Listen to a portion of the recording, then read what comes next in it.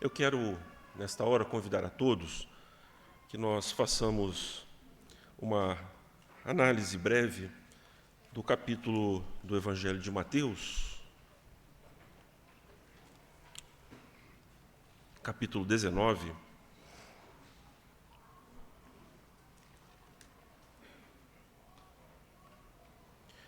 a partir do versículo de número 16. Eu farei a leitura e peço a atenção de todos. Diz assim a palavra do Senhor. E eis que alguém, aproximando-se, lhe perguntou: Mestre, que farei eu de bom para alcançar a vida eterna? Respondeu-lhe Jesus: Por que me perguntas acerca do que é bom? Bom só existe um. Se queres, porém, entrar na vida, guarda os mandamentos. E ele lhe perguntou: Quais? Respondeu Jesus: Não matarás, não adulterarás, não furtarás, não dirás falso testemunho. Honra teu pai e a tua mãe e amarás o teu próximo como a ti mesmo. Replicou-lhe o jovem: Tudo isso tenho observado. Que me falta ainda? Disse-lhe Jesus: Se queres ser perfeito, vai, vende os teus bens, dá aos pobres, e terás um tesouro no céu. Depois vem e segue-me. Tendo, porém, o jovem ouvido esta palavra, retirou-se triste, por ser dono de muitas propriedades. Então disse Jesus a seus discípulos: Em verdade vos digo que um rico dificilmente entrará no reino dos céus. E ainda vos digo que é mais fácil passar um camelo pelo fundo de uma agulha do que entrar um rico no reino de Deus. Ouvindo isso, os discípulos ficaram grandemente maravilhados e disseram: Sendo assim, quem pode ser salvo? Jesus, fitando neles o olhar, disse-lhes: Isto é impossível aos homens, mas para Deus tudo é possível. Então lhe falou Pedro: Eis que nós tudo deixamos e te seguimos, que será, pois, de nós? Jesus lhes respondeu: Em verdade vos digo que vós, os que me seguistes, quando na regeneração, o Filho do Homem se assentará no trono da sua glória, também vos assentareis em 12 tronos para julgar as 12 tribos de Israel. E todo aquele que tiver deixado casas, ou irmãos, ou irmãs, ou pai, ou mãe, ou mulher, ou filhos, ou campos, por causa do meu nome, receberá muitas vezes mais e herdará a vida eterna. Porém, muitos primeiros serão últimos, e os últimos primeiros. Oremos ainda mais uma vez. Senhor Deus e Pai, no nome excelso e santo do Teu Filho Jesus, o nosso Redentor amado, suplicamos a assistência sobrenatural e poderosa do Teu Espírito, ó Deus, sobre as nossas vidas nesta manhã. Que o Senhor seja servido, ó Deus, em nos iluminar, fazendo com que Teu Filho se desencumba do ministério precioso que o Senhor lhe ordenou, de ser para nós outros profeta. Ensina-nos, ó Deus, segundo os ditames da Tua palavra, para que estejamos com as nossas mentes cativas, todo o nosso pensamento a Cristo Jesus. Em nome dele que assim nós oramos a Ti, confiantes de que o Senhor nos ouve, pela mediação poderosa de Cristo. Amém. Meus irmãos, é importante nós considerarmos este texto de Mateus como ponto de partida para a nossa reflexão acerca do marxismo. O que é importante nós notarmos aqui, que este texto forma um paralelo com uma outra passagem do texto dos Evangelhos, no caso Lucas capítulo 12, onde alguém se aproxima de Jesus e pede a Cristo que ordene ao irmão dele que reparta a herança com ele. E o Senhor Jesus diz: Quem me constituiu partidor entre vós? E parece haver uma contradição entre as duas passagens, uma vez que aqui o Senhor Jesus ordena que este jovem ele divida as suas propriedades, enquanto que o outro ele repreende. Mas, na verdade, meus queridos, não há contradição alguma. A questão que está presente em um texto quanto no outro é a ganância. Então, o Senhor Jesus, ao confrontar este jovem, percebeu que a avareza, o amor ao dinheiro, o materialismo do seu coração é o que o afastava de Deus. Se os irmãos repararam, o Senhor Jesus aqui não está contradizendo a sua pregação quanto à fé, à salvação somente pela graça. Há alguns que tropeçam nesse texto, crendo que o Senhor Jesus está mesmo dizendo que é possível o homem ser salvo através das suas obras. Bem, fica claro pelo versículo de número 26, que não é isso que o Senhor Jesus está tratando, uma vez que ele diz que aos homens é impossível a salvação. Qualquer redenção, qualquer proposta redentiva em que o homem deva transcender de um ponto a outro em sua vida, está inviabilizado de qualquer maneira. Não há nenhum tipo de gradação, de melhoria, de beneficiamento humano que seja feito à parte de Deus. As Escrituras nos dizem claramente que Deus é o centro de toda a bondade e que nada vem ao mundo se não for por meio do Pai das luzes. Então, a fonte de todo o bem, unicamente, é o Senhor Deus. O que o Senhor Jesus está fazendo com esse jovem é justamente atraí-lo para a armadilha que ele mesmo fez para si.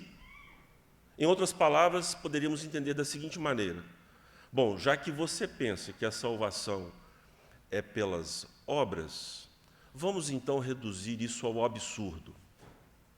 Vamos então levar este pensamento às suas últimas consequências. Só que o Senhor Jesus não disse isso a ele. E aí foi o que aconteceu, né?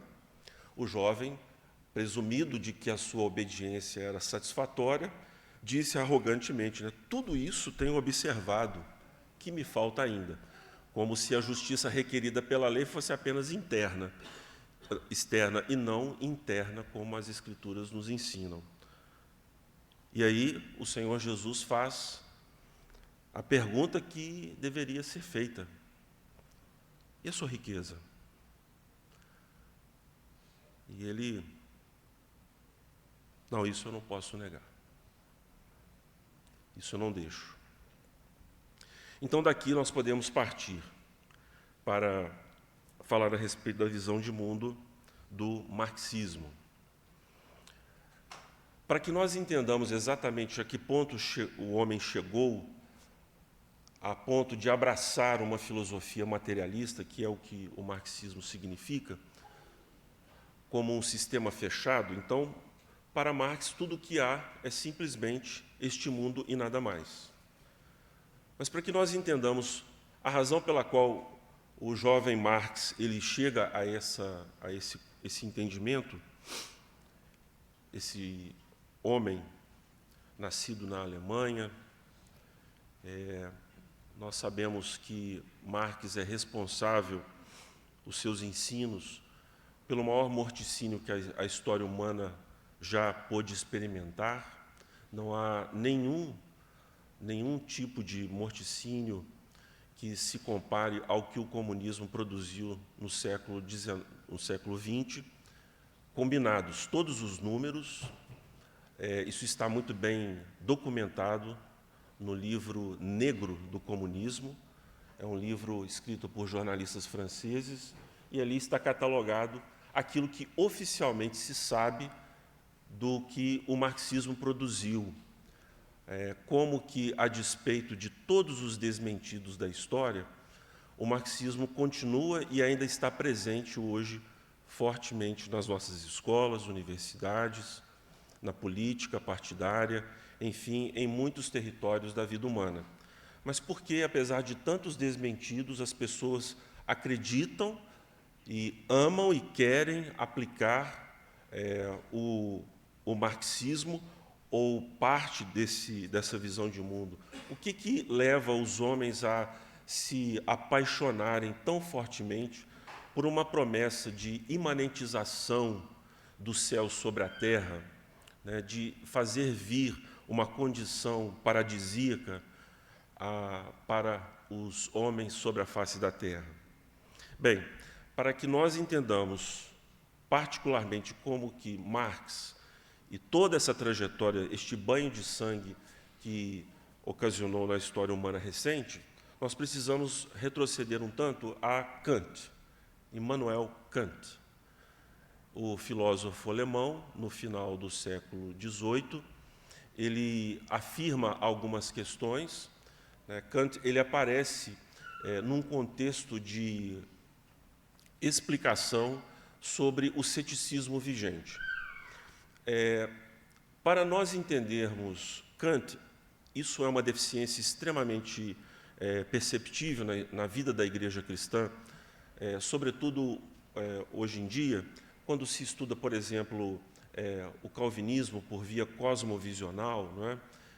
Nós sabemos dessa influência de Francis Schaeffer, de Dooyeweerd, né? O pessoal fala Dooyeweerd, mas é Dooyeweerd, né? Todas essas influências que o neocalvinismo trouxe.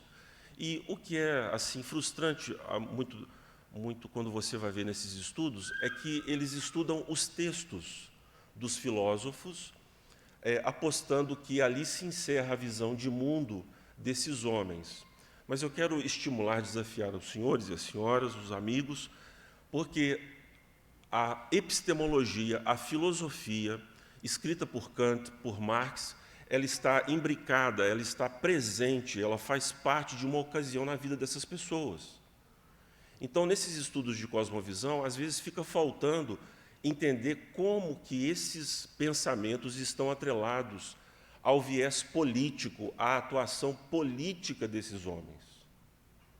Não é simplesmente um conjunto de ideias que se encerram em si mesmas, mas tem a ver com um projeto revolucionário específico. E Kant é um maçom. Ele é luterano de origem, mas ele é um maçom. Assim como seu amigo David Hume, o filósofo escocês David Hume, ele também é um maçom. E podemos dizer com toda razão, e aqui eu sei que isso vai chocar algumas pessoas, mas a gente veio para conversar, né? Então, veja bem, a maçonaria, essa guilda que reúne homens, né, maison, que vem do francês, que é o pedreiro, a pessoa que... a maçonaria, quando ela, então, ela se torna essa sociedade discreta, não secreta, mas discreta, ela aparece um tanto e se recua um outro tanto. Então, há questões maçônicas que são evidentes, mas há questões maçônicas que são ocultadas dos próprios participantes da maçonaria. E há maçonarias diversas, mas essa maçonaria europeia, o grande escritor, historiador inglês Niall Ferguson, no seu livro Torre de Babel, em que ele discute as questões relacionadas atualmente às redes sociais, ele fala como que a maçonaria, semelhantemente ao que acontece hoje, criou uma rede de contatos na Europa e nos Estados Unidos, de sorte que a Revolução Francesa e a Revolução Americana são triunfos maçônicos. Você vai, por exemplo, ver livros de O.S. Guinness, né, o grande escritor, aluno de Schaeffer. Ele fala que a Revolução Americana é um triunfo da lei de Moisés, do calvinismo, mas ele desconhece essas vinculações políticas. O ideário da Revolução Americana, embora menos violento e agressivo do que a Revolução Francesa, é também perpetrado por elementos maçônicos, de uma formulação de crença comum, né, de uma crença teísta comum, para galvanizar a sociedade em torno de uma religião civil, digamos assim, permitida. Então, é claro que há elementos calvinistas na Revolução Americana, mas John Winthrop, né, que é um dos pais signatários da Constituição Americana, ele era calvinista e maçom. Então, vamos voltar lá para Kant, né? Só alguns parênteses que precisam ser abertos. Então, Kant, ele é um maçom que está nessa efervescência europeia de de uma elite que quer se impor para formar um governo global. Então, os livros de Kant que falam, por exemplo, de um governo global e que agora está vigente, né, pelos ideários da ONU, nada mais é do que a visão maçônica de dominação completa do universo, né? Eles são como o Pink e o cérebro, né? O que eles vivem? De dominar o mundo, né? Então, a ideia é essa, de produzir um governo mundial onde a paz e a felicidade possam estar presentes na Terra. Por isso que a ideia de Kant, a epistemologia, a visão ética e estética desse homem tem a ver com esse projeto, para que você se insurja contra a sociedade, trazendo uma revolução gradual, aos poucos, você precisa se voltar para o homem e tentar transformá-lo. Então, eles partem da concepção de que o homem ele é plástico, moldável, e assim a sociedade. É uma visão fluida da existência. Não há o requerimento cristão de identidade como nós vemos no Éden. Quando você lê as primeiras páginas de Gênesis, está claro para nós que Deus criou este mundo, ele está em movimento, mas Deus criou tudo com identidade. Na visão de um mundo maçônico, nós temos a presença dessa influência gnóstica, onde o mundo é visto de uma maneira mais moldável e, por meio de uma revelação, de uma ascensão da alma, de um superconhecimento, os homens se tornam capazes de compreender a realidade em seu todo e, assim, moldarem a realidade. Por isso que Erich Voegelin, o grande filósofo político alemão, que foi publicado agora recentemente no nosso país, com vários livros importantíssimos, ele acertou em cheio quando defendeu essa tese de que toda a filosofia moderna é uma espécie de gnosticismo. Nós estamos afeitos aí às seitas gnósticas, que foram catalogadas por Irineu de Lyon, aquele pai da Gália, na França, no seu livro Contra as Heresias. É o melhor registro que nós temos do surgimento do gnosticismo na história da Igreja. Então, toda a visão gnóstica, nós não podemos falar de gnosticismo nas páginas das Escrituras, mas sim de um proto-gnosticismo. E, por exemplo, você lê a primeira carta de João, vai entender que João está defendendo a literalidade da encarnação do Verbo, em oposição a alguém que achava que Cristo Jesus era uma aparência. Já é aquilo que nós vamos vendo no gnosticismo mais adiante, no século III, se não me engano. Então, a visão de mundo de Kant é uma visão gnóstica. Vamos lá. O que a sua epistemologia faz? Ele parte do pressuposto, não me digam de onde ele tirou isso, porque ele não explica isso na crítica da razão pura. Ele vai dizer o seguinte, que o mundo, o númeno, a coisa em si, eu estou vendo aqui uma audiência, né? Isso não existe. Ou, pelo menos, eu não tenho acesso a isso. Eu não tenho condições de ter uma visão exaustiva, e nunca vamos ter, né? Obviamente. Mas a afirmação categórica que ele faz é de que esta coisa em si nos é inapreensível em sua totalidade. Então, veja, olha a maldade do filósofo revolucionário. Será que não conhecer a coisa em si não quer dizer que eu não possa conhecê-la de alguma maneira, em parte? Quem aqui viu o filme Conclave? Isso. Conclave tem um discurso lá do Papa Satanás, né? Do Papa Capiroto, do Coisa Ruim, né? Que é um ator esplêndido. Eu fui obrigado a ver o filme porque eu sou fã de Ralph Fiennes, né? Mas, enfim, ele tem um discurso de ceticismo, dizendo, olha, ninguém pode se dizer dono da verdade, em outras palavras, porque isso é uma presunção, isso é uma forma de orgulho humano. Não é verdade? Não é? Só que não. Porque o fato de não conhecer tudo não quer dizer que eu não possa conhecer nada. Mas o cético revolucionário, ele vai dizer o seguinte, todo mundo não conhece como funciona o mundo, só tem uma pessoa que conhece. Eu. Não é? Então, Kant está do alto da sua viagem astral, dizendo como o mundo funciona. Mas como que ele sabe disso? Ele não explica. E por que não? Porque a sua função é revolucionária. É fazer com que as pessoas compreendam que não é possível conhecer todas as coisas, logo, elas têm que admitir um rebaixamento da sua inteligência para começar a viver. Estão acompanhando, gente? Né? Depois a gente pode separar um tempo para tirar algumas dúvidas, mas, enfim, vamos lá. Então, como que Kant ele organiza a realidade? Vamos supor aqui que vocês estão vendo em mim uma série de canos. Né?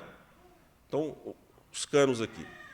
Para Kant, as suas categorias mentais são aquelas que organizam a realidade. Então, vamos imaginar aqui uma massa informe, totalmente amorfa, passando pelos canos da minha mente. Para Kant, então, é a mente humana que reorganiza a realidade. Não da coisa em si, mas do que é possível apreender a partir da realidade que está à minha frente. Ok? E o que faz Kant ao defender tal coisa? Ele muda o universo. Então, por exemplo, quando Yoko Ono, aquela mulher maravilhosa, linda, né, esposa de John Lennon, numa dada entrevista, ela defendeu a seguinte tese, embora Yoko Ono acho que não defenda mais isso, né? Mas ela defendeu a tese de que um pires quebrado, essa entrevista está disponível aí.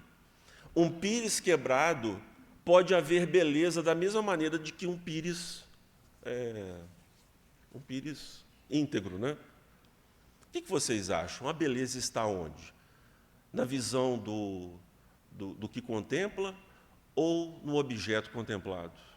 Segundo a nossa visão de mundo cristã. Né? Onde está a fruição da beleza? Né? Eu admiro a beleza, mas, enfim, onde que ela está? Portanto, Kant, ao pensar assim, ele reposicionou o eixo estético. As coisas, embora a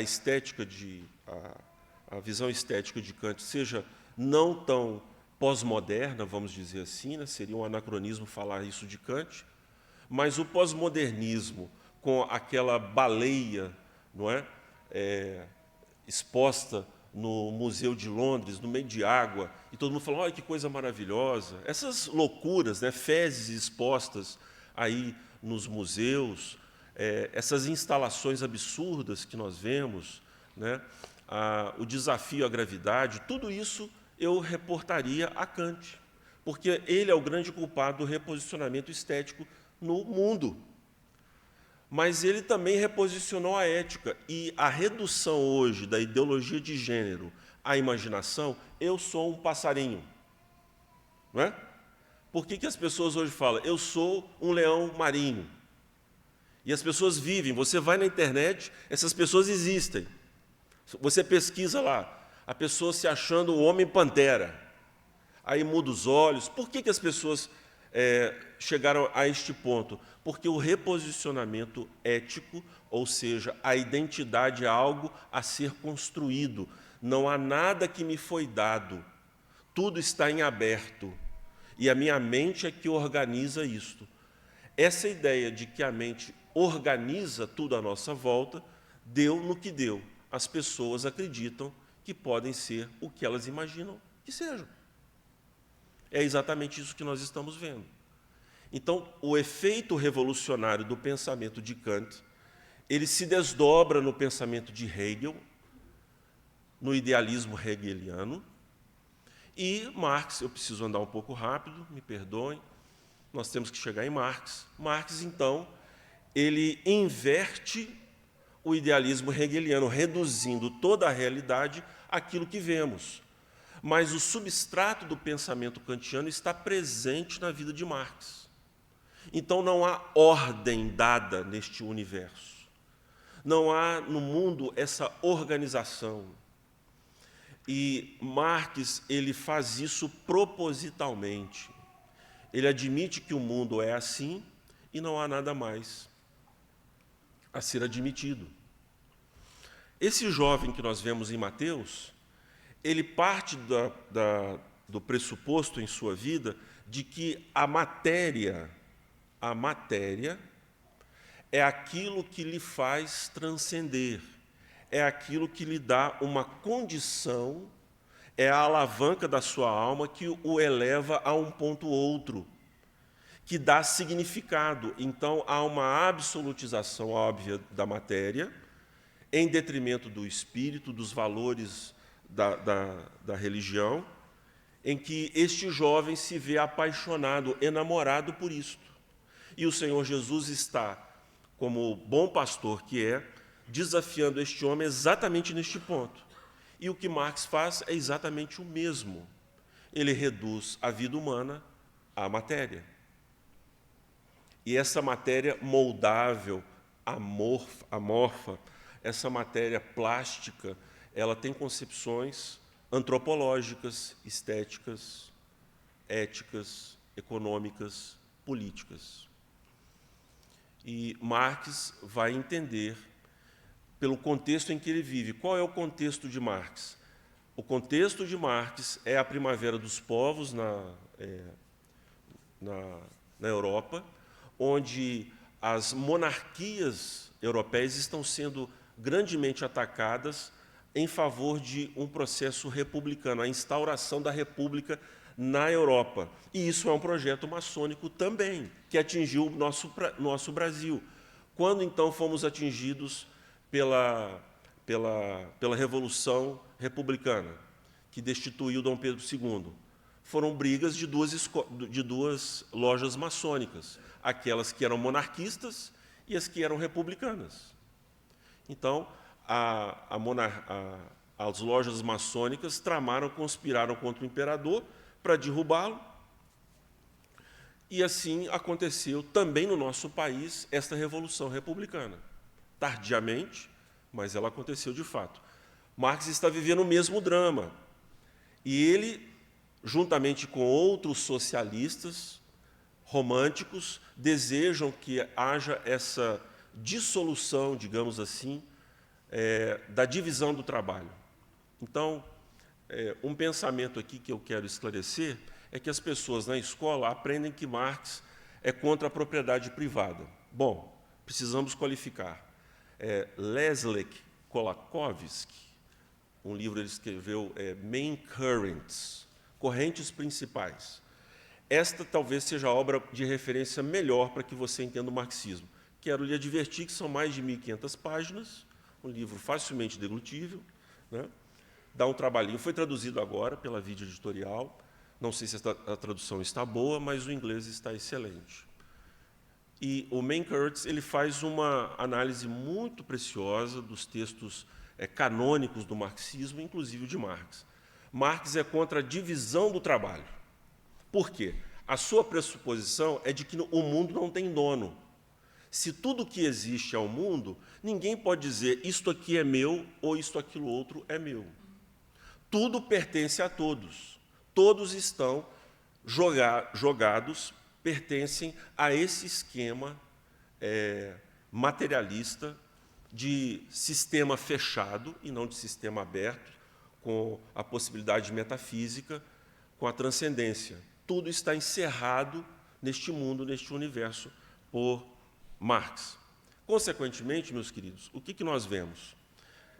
Esse pensamento herdado de Kant, de que a mente humana é capaz de organizar o universo, faz com que, infelizmente, Marx ele proponha visões de mundo, ideias, pesquisas históricas que são muito presentes na nossa vida. Eu disse ontem, numa reunião particular que nós tivemos com um grupo daqui da igreja, que eu ia dizer que Marx não é marxista. Por quê? Diferentemente dos socialistas românticos, Marx, na ação revolucionária, não quer precipitar especificamente o comunismo na vida, no seu tempo. Marx entende que nós estamos entregues a uma sorte maldita, onde não há esperança propriamente para o homem. É uma visão cética e pessimista da raça humana. O que se tem a fazer é uma luta incessante entre a oposição que há de matéria em uma parte da raça humana sobre a outra. Então, nós estamos falando da sua luta de classes. Ele preconcebe a história humana como sendo formada por esta luta. É uma preconcepção, eu perguntaria, violenta ou pacífica? Quer dizer, a concepção de Marx do mundo é uma concepção violenta, agressiva ou pacífica? Nós, cristãos, cremos que o mundo foi criado de maneira pacífica. Se hoje o mundo que há, ele é agressivo a nós, como Paulo fala na sua carta aos Romanos, no capítulo 8, é em decorrência da queda. Mas Marx parte da pressuposição de que a criação é indomável, agressiva. Não há esperança. O que nos resta fazer é lutar. E, se preciso for, matar. Isso está muito presente nos cânones de Marx. Por isso é que nós entendemos a violência com que o marxismo se traveste. Aqui, Marx depende de Rousseau. No seu tratado, Rousseau diz que nós temos que obrigar os homens a ser livres. Qualquer semelhança com o que estão nos obrigando hoje no Brasil é mera coincidência, não é? Nós vamos obrigar as pessoas a aceitarem a democracia, não é? É o que nós estamos vendo no nosso país. Em nome da liberdade, aprisiona-se. Está sendo gravado, né?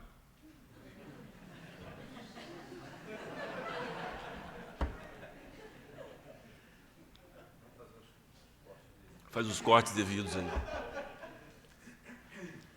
Então, Marx, ele herda de Rousseau essa violência pacífica, não é?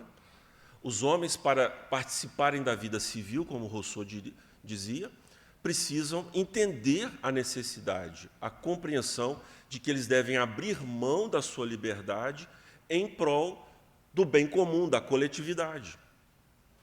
Então, Marx, ele herda isso de Rousseau, e é exatamente isso que ele propõe, não é? O livro de cabeceira da Dilma Rousseff era o Tratado de Rousseau, né? O Tratado Social de Rousseau. E não sei porquê, né? Outro livro de cabeceira é do ditador da Coreia do Norte. Como chama aquele gordinho mesmo? Kim Jong-il, né? Então, também é Rousseau.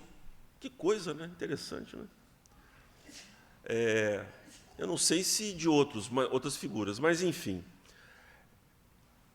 o pensamento de Marx se desdobrou, e aqui eu preciso fazer um outro parêntese.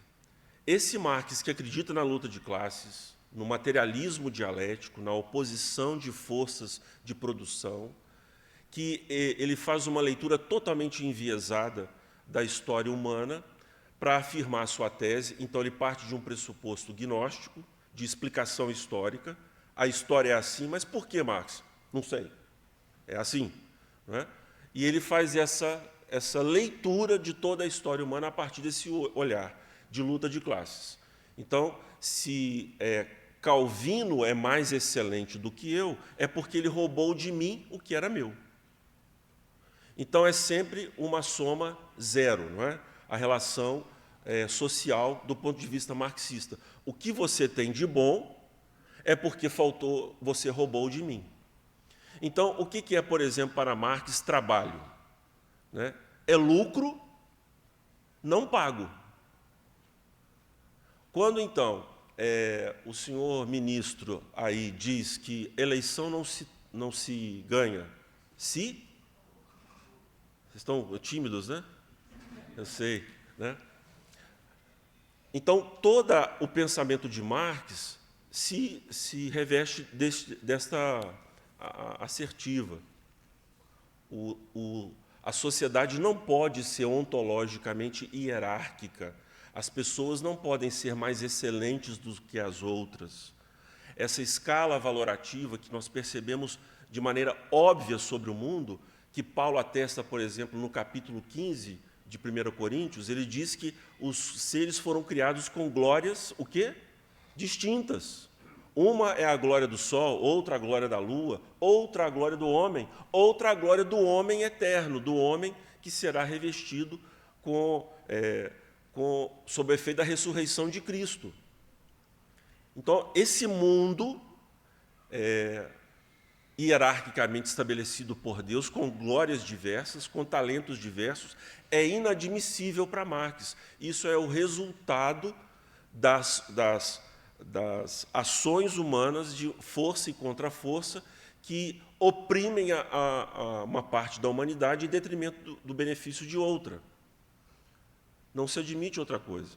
Então, essa ideia marxista, é importante nós fazermos aqui um parêntese, para vocês terem uma ideia como que Marx não era marxista.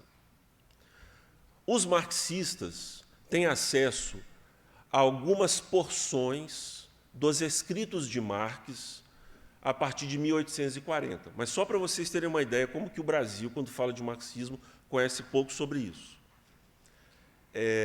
Um livro essencial para entender o pensamento de Marx é Ideologia Alemã. Nesse livro está escrito uma tese anti-intelectual de Marx. Não é? Os homens querem compreender o mundo, nós queremos o quê? Transformá-lo. A 11ª tese de Feuerbach. Os filósofos querem entender o mundo, nós queremos transformá-lo. Esse é um pensamento antiteorético que se contradiz por si mesmo, não é verdade?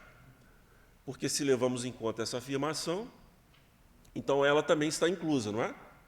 Quer dizer, eu não posso entender o mundo, eu não posso transformar o mundo sem entender o mundo. E aí vai. Deixa eu tomar mais uma água.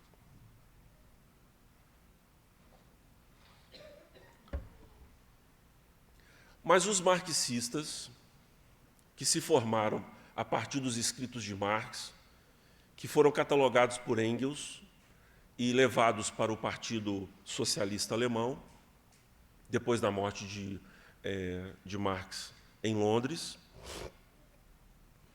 Esses escritos vão ser ainda divulgados. Ideologia Alemã, para vocês terem uma ideia, só será publicado, me parece, no início da década de 30, 1932.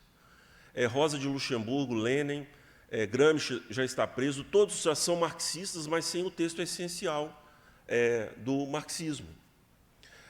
Grundrisse, que é onde Marx fala sobre a sua teoria econômica, é um livro da sua juventude ainda, também vai ser publicado no final da década de 40, já na Segunda Guerra Mundial. E todos esses livros, o Capital, volume 3, volume 4 e volume 5, são 3 volumes agora publicados pela Boitempo, se não me engano, mas essa publicação era extensa. E Marx só terminou o primeiro volume. O segundo ele deixou esboçado, o terceiro também, e Engels foi concluindo.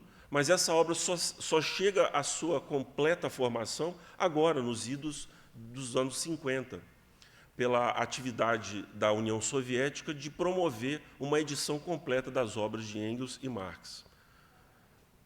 Então, isso significa que o pensamento marxiano, de Marx, ele distingue um tanto do pensamento dos marxistas. Para vocês terem uma ideia, você aprendeu na escola que Marx é determinista, que o socialismo é científico, que o mundo caminha inevitavelmente para o socialismo, tais são as contradições do capitalismo, que inevitavelmente, com o crescimento do proletariado, haverá o sucumbimento da classe governante, da classe elitista. É assim que a gente aprendeu, não é? Mas em Marx você não tem essas determinações. Outra determinação que você vê, a gente aprendeu na escola que Marx falou que a infraestrutura, os meios de produção, eles promovem a supraestrutura, que é a forma de justificação burguesa do poder dos que detêm os meios de produção. Não foi assim que a gente aprendeu? Mas não é isso que Marx diz, né? Marx ele vê, e Gramsci, depois o líder do partido italiano vai entender isso de forma muito clara, e a Escola de Frankfurt, vai compreender que há uma intercambialidade entre os meios de produção e as ações de justificativa da classe burguesa quanto ao seu poder. Trocando isso em miúdos bem claros, é óbvio que, para Marx, a estética se reduz à sua funcionalidade. Então, por exemplo, você não precisa de beleza, de adereço nesta vida. O que justifica a beleza é simplesmente a sua funcionalidade. O que passar disso é frescura burguesa. As eleições são uma farsa. O que as eleições são é apenas uma forma de vinculação burguesa, do domínio, já que eles detêm todo o poder sobre os meios de acesso à informação. É óbvio que a classe burguesa manipula a eleição. O que deve fazer, então, o proletariado? Tomar de assalto o Estado, que é uma entidade burguesa. Então, isso é falado pelos marxistas do nosso país. O Estado precisa ser destruído. Então, quando a gente vê a dilapidação promovida pelas contas públicas no Dilma I, Dilma II, e agora o Lula arrancou o teto, vai sem teto e vamos embora, e as contas públicas se revolvendo, a pessoa fala assim, mas o que é isso, gente? O dinheiro acabou, a realidade se impõe. Aí, mas não pode ser, e cobrança de impostos. Por quê? Porque, para Marx, você precisa fazer o quê? Tomar de volta o que tomaram de nós. Então, a lógica, se é possível dizer isso, é uma lógica de dilapidação. E não se sabe aonde vai chegar isto. Não se sabe. Não há uma objetividade clara quanto ao futuro. O que há é uma paixão política de dilapidação, de destruição.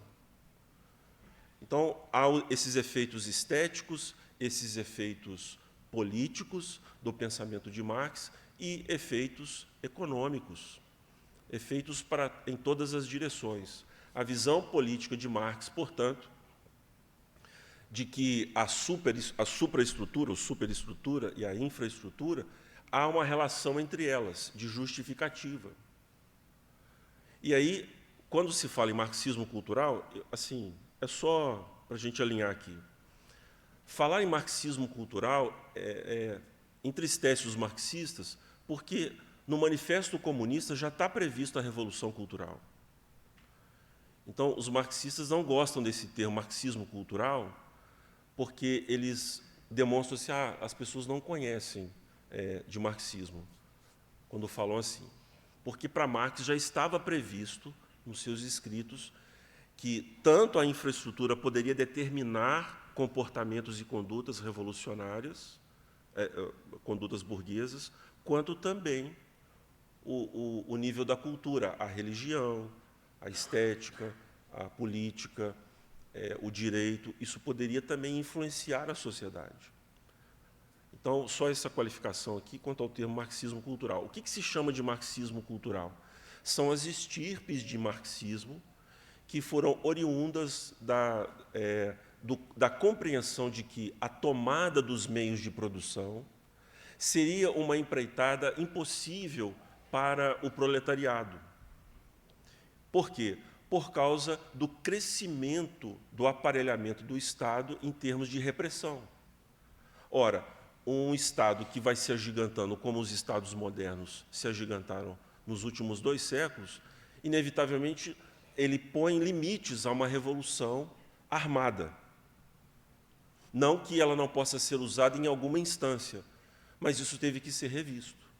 Então, Antônio Gramsci e Labriola são os 2 homens da Itália, do Partido Comunista Italiano, que vão pensar, refletir especificamente em formas de infiltração revolucionária no âmbito da cultura de uma maneira geral, produzindo o que Gramsci chama de hegemonia cultural. Né?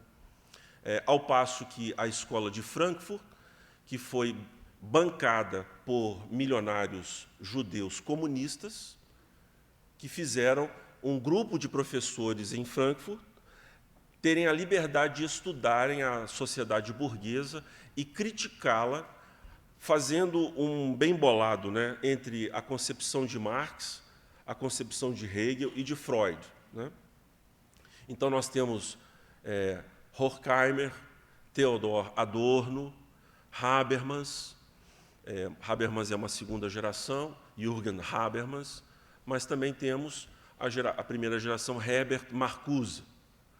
Esses homens, então, eles preconizam essa revolução tem um estudante na Revolução da década de 60, alemão, Rudi Dustker. Foi ele que falou a longa marcha sobre as instituições. As pessoas atribuem, às vezes, essa frase a Gramsci, mas, na verdade, é Rudi Dustker. Treinei uns 6 meses para conseguir falar, né? Então, esse homem, assim, os estudantes franceses, a esquerda francesa, Jean-Paul Sartre, Simone de Beauvoir, aqui eu estou juntando tudo, né? Não temos como fazer essa digressão de forma assim tão detalhada. Mas a atuação, em geral, desse grupo, diferentemente do que preconizou os primeiros marxistas, mas nessa releitura, ou melhor, nessa leitura mais aprofundada dos textos de Marx, eles entenderam que existem essas determinações, por exemplo, da infraestrutura. Então, a União Soviética, a China, Cuba e outros países optaram por essa revolução armada, ok? Mas, paralelo a essas atuações comunistas no mundo, há uma ênfase na supraestrutura, na revolução lenta e gradual, tomando espaços nas instituições e preconizando a dissolução da sociedade burguesa, que, na verdade, nada mais é do que a sociedade cristã. Então, no Manifesto Comunista, o grande inimigo de Marx é as categorias, digamos assim, que foram criadas na cultura. Então, a ideia, por exemplo, de autoridade, eu preciso ser sintético. Se você ler o livro de Jürgen Moltmann, que é um teólogo liberal, ele vai lá dizer sobre a questão da autoridade, que a ideia de um Deus soberano, de um Deus que comanda todas as coisas, nada mais é do que a reflexão de uma visão burguesa de autoridade, de autorização, de autor. Ora, lembram-se que eu disse que Marx não supunha que o mundo era criado e ele era um ser contingente, ou seja, dependente de algum outro ser para existir? Isso se refletiu até mesmo na teologia. E aí, o que vira a teologia liberal ou a teologia da prosperidade no nosso país? Vira apenas uma forma de viver bem. Porque a transcendência foi cortada, então o que se tem é apenas uma religião pragmática que cuida dos aspectos da vida, uma religião materialista que não tem cuidado nenhum com valores mais profundos e transcendentes. Esse é um dos efeitos, né? Então, nós vemos Quanto tempo eu tenho? Está tranquilo até meio-dia, né? Então, o que nós vemos são essas estirpes de marxismo, militantes, professores de academia, indo em direção à sociedade para a subversão da sociedade burguesa. A família foi realmente um alvo detectado, e, por exemplo, Pierre Bourdieu, filósofo francês, já de geração agora, né? Eu me lembro que, na idade dos 16 anos, eu li um livro do Bourdieu que ele falava que a escola produz e reproduz a opressão. Não é? Essa é uma síntese do livro do Bourdieu. Então, nós temos essas várias incursões sobre a sociedade de uma maneira geral, demonstrando que a ideia de autoridade paterna, por exemplo, que se vê na família, e a autoridade que se vê no restante da sociedade, ela precisa ser dinamitada. Toda a ideia de autor, autoridade, precisa ser dissolvida para criar um ambiente propício para a revolução social, de uma maneira geral. Note bem que é um ataque duplo. Quando você ataca a autoria, você imediatamente está atacando a coisa criada pelo autor. Quando você redefine a autoria, você está redefinindo, obviamente, a pessoa que depende deste autor. Então, para Marx, e assim os marxistas depois dele, compreenderam que o homem precisa ser formado de novo. Essa expressão aparece muito nos escritos dessas pessoas. O novo homem, com novas ideias, porque o homem é concebido desta forma. E esse ataque ao direito romano, o ataque à família, o ataque ao conhecimento humano, qualquer afirmação metafísica que coloque a ontologia, ou seja, o ser, o autor, o criador, antes do conhecimento, aquele ser que conhece, tem que ser descartado. Então, primeiro vem o homem que conhece, e depois vem o que é conhecido. Essas ideias foram, então, levadas às suas últimas consequências e disseminadas mundo afora. Quero dar um dado importante aqui. Os professores da escola de Frankfurt, quando ela foi formada, com esse capital de judeu comunista, com a ajuda de Stalin, de Lenin, melhor dizendo, esses homens foram perseguidos na Alemanha nazista pelo nazismo. E o que acontece? Eles foram recepcionados nos Estados Unidos por teólogos, né, que, àquela altura, já estavam presentes, refugiados da Alemanha, nos Estados Unidos. Alguns desses teólogos americanos já lecionavam no Union Theological Seminary. Paul Tiller, não é? Então, Paul Tiller, ele é o receptor da escola de Frankfurt nos Estados Unidos. É um dado histórico interessante.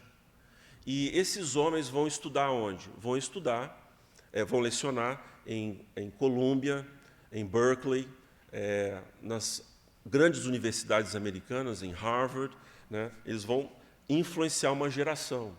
Então, o hipismo, Herbert Marcuse, ele é alguém que influencia decisivamente o movimento dos hippies. Ele é um dos heróis de Jim Morrison. E, juntamente com toda aquela transposição que houve a partir dos Beatles, né, para o Ocidente, do ocultismo, então, a geração Beatnik, né, Bob Dylan, os escritores beatniks, todos eles começam a ler sobre Aleister Crowley, né, o grande professor ocultista, e também os escritos revolucionários da New Left, a nova esquerda que se implanta nos Estados Unidos. E tudo aquilo era o quê? Uma motivação de insurreição contra a sociedade, o sistema vigente americano. O efeito moral que isso teve sobre a vida dos americanos foi devastador. Então, nós começamos vendo a geração dos anos 60 nos Estados Unidos, recebendo os Beatles cantando Ye, Ye, Ye, e nós vamos terminar com Woodstock, com os jovens amassando as suas próprias fezes e se drogando com LSD e esperando a nova era, cantando Come Together, que é a música do John Lennon, por Timothy Leary, um homem que praticava viagens lisérgicas. Mas o que é interessante nessa história agora é que, para a subversão da sociedade, você tem inúmeros elementos. E parte disso é uma coisa assim alucinante, né?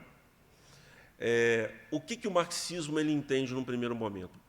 para que você possa perpetrar a revolução, você tem que carcomer, né, ruir a sociedade desde dentro, mas também no seu aspecto institucional. E isso faz toda a diferença para nós compreendermos o marxismo. Veja bem, quando o governo marxista, inspirado por políticas de esquerda, ele diz que deve haver um vale-crack, você já parou para pensar que isso está em consonância com políticas, com atitudes defendidas no meio artístico, as apologias que há na sociedade, da liberação das drogas? Não é interessante você perceber, por exemplo, que o mesmo governo que promove políticas públicas de socorro, amparo a drogados, se mancomuna com o crime organizado? Não é estranho? Não é? Ora, por que um governo de esquerda quer amparar drogados e, ao mesmo tempo, é leniente com quem produz as drogas? Não é estranho?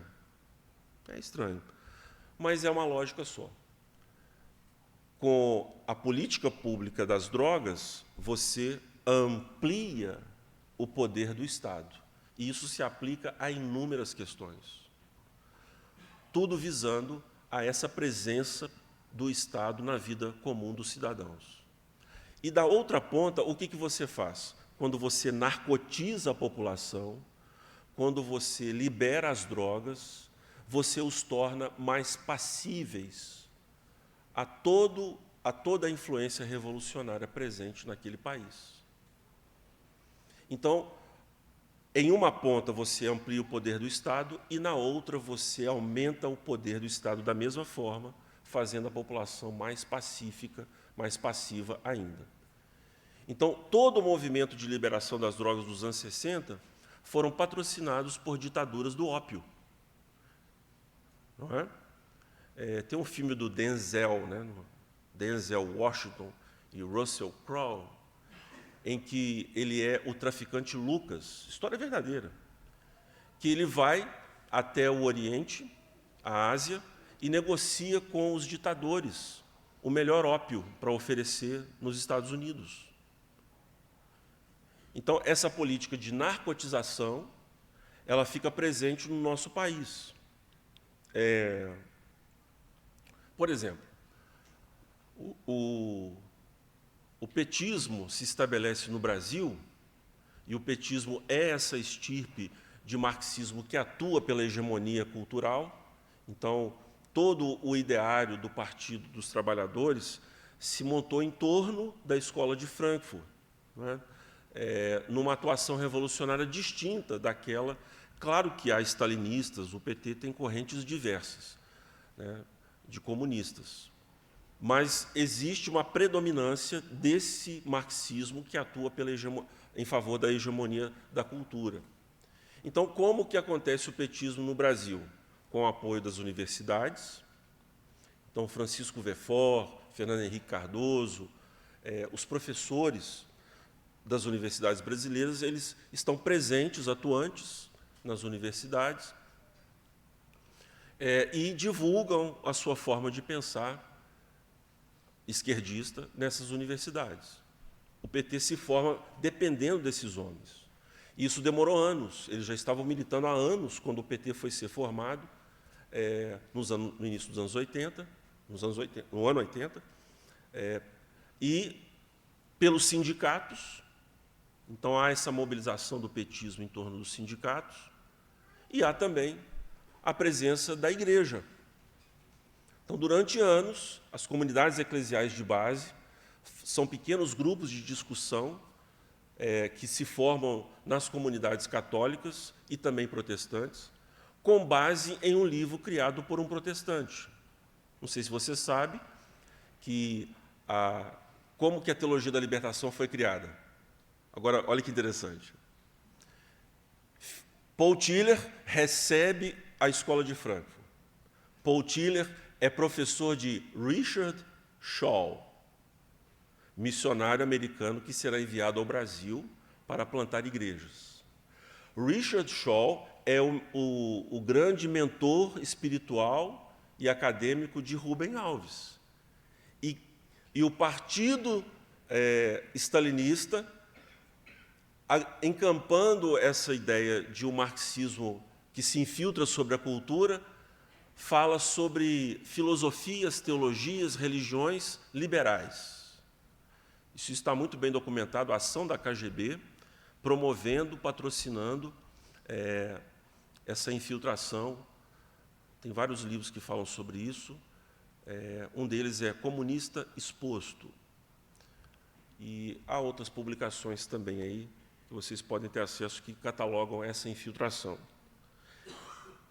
Então, o Partido Comunista patrocinou Liberation Theology, Teologia da Libertação, de Rubem Alves. E é esse livro, juntamente com outros, que vão dar suporte à formação das comunidades eclesiais de base. O que a gente vê? O PT foi formado através desses 3 pilares e, dentro de um pouco espaço de tempo, o que nós percebemos no nosso país? Que as nossas universidades, o nosso sistema judiciário, a política partidária foi completamente cooptada pelo ideal de vida comunista. Se você pega, por exemplo, o cronograma partidário de partidos que se diziam mais conservadores, há 10, 20 anos atrás, você vai ver que eles assumiram várias agendas de disputa que são comumente feitas por esquerdistas. Por exemplo, só para vocês terem ideia da influência que é esse marxismo dessa estirpe. José Dirceu, que é treinado, em Cuba, fez plástica no rosto, é o grande pensador do petismo, que se oculta em todas as ações do partido, não deixando rastro dos seus dedos, mas é a presença marcante dentro do partido. O Foro de São Paulo, quando ele foi montado como uma organização através da iniciativa de Luiz Inácio Lula da Silva e Fidel Castro, para influenciar o continente em favor do comunismo, isso demandou uma série de ações que abrangiam desde a ocupação do sistema financeiro até o sistema judiciário e as universidades brasileiras. É um movimento extremamente complexo, mas que, de fato, resultou em grandes conquistas do Foro de São Paulo. Esse Foro de São Paulo, ele ainda existe, mas ele está agora atuante no Grupo de Puebla. Se você for no site do Grupo de Puebla, que reúne as grandes lideranças eleitas e não eleitas, ou que já foram eleitas do continente dentro do partido, tanto o Foro de São Paulo quanto o Grupo de Puebla, eles organizam os vários partidos de esquerda na América Latina. Se você for lá no Grupo de Puebla, isso está documentado, está na agenda deles, lavrado em ata. Quando o Lula estava preso, eles disseram que iam ocupar o judiciário e libertar todos os que, àquela altura, estavam aprisionados. Então, nós temos este grande avanço no judiciário, que resultou, por exemplo, na afirmação de Nicolás Maduro na Venezuela, na libertação de Lula no Brasil, na libertação do presidente da Bolívia, me fugiu o nome dele, me façam lembrar. Evo Morales, obrigado. E você vê a ocupação e a subserviência da OAB a todos os desmandos e inconstitucionalidades cometidos no nosso país de forma flagrante, irmãos e amigos, diante de uma corte que pisa na Constituição brasileira. E isso não é coincidência, isso está extremamente organizado. Você tinha um Gilmar Mendes, um Fux, que eram pilares da Lava Jato, e que de um dia para a noite mudaram de opinião. E mudou por quê? Eu não tenho como provar isso, mas eu acredito que essa influência do grupo de Puebla foi decisiva. Como eles fizeram, também não sei como, mas que mudaram, mudaram. E então, num passe de mágicas aí, fizeram o que fizeram, libertando o Lula e libertando todos os que foram aprisionados, presos na Operação Lava Jato. Óbvio que houve excessos, não quero discutir aqui o mérito, não tenho conhecimento jurídico para isso, mas o fato é que eles deram conta de absolver todos. Não é? Então, esse é o tipo de marxismo que atua no nosso país e que teve os seus desdobramentos também na educação. Quer dizer, a filosofia marxista, a filosofia de Marx, ela também tinha uma proposta educacional a ser cumprida como forma de revolução social. E é disso que nós vamos falar, se Deus quiser, na parte da tarde.